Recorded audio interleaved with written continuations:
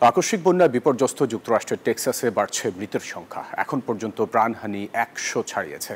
অনেকে নিখোঁজ থাকায় হতাহতের সংখ্যা বাড়ার আশঙ্কা করা হচ্ছে। এদিকে প্রাণহানি রোধে কর্তৃপক্ষের আরও কিছু করা সম্ভব ছিল কিনা তা নিয়ে নানা মহলে উঠেছে প্রশ্ন।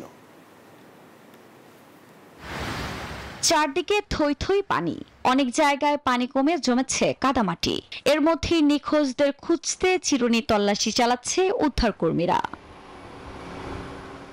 গেল কয়েকদিন ধরে আকস্মিক বন্যায় বিপর্যস্ত যুক্তরাষ্ট্রের টেক্সাস অঙ্গরাজ্য।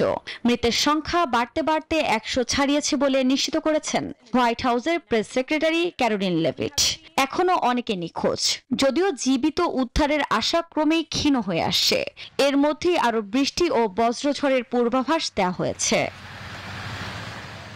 এই আকস্মিক বন্যাকে অঙ্গরাজ্যটির 100 বছরের মধ্যে সবচেয়ে ভয়াবহ হিসেবে স্বাস্থ্যকর অল টাইম হানিকম্ব, সব সময় অল টাইম হেলদি লাইফ উল্লেখ করেছেন মার্কিন আবহাওয়া কর্মকর্তারা। তারা বলছেন, বৃষ্টিপাতের পর কয়েক মিনিটের ব্যবধানেই গুয়াংডালুপ নদীর পানি ভয়াবহভাবে বেড়ে যায়। এরপরও প্রাণহানি রোধে আরও কিছু করা সম্ভব ছিল কিনা তা নিয়ে উঠেছে প্রশ্ন।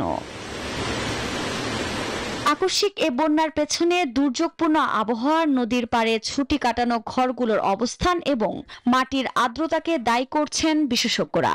তারা বলছেন, অঞ্চলটির মাটি শুষ্ক ও শক্ত হয় পানির শোষণে সময় লাগে, যা অঞ্চলটিকে আকস্মিক বন্যার জন্য ঝুঁকিপূর্ণ করে তুলেছে।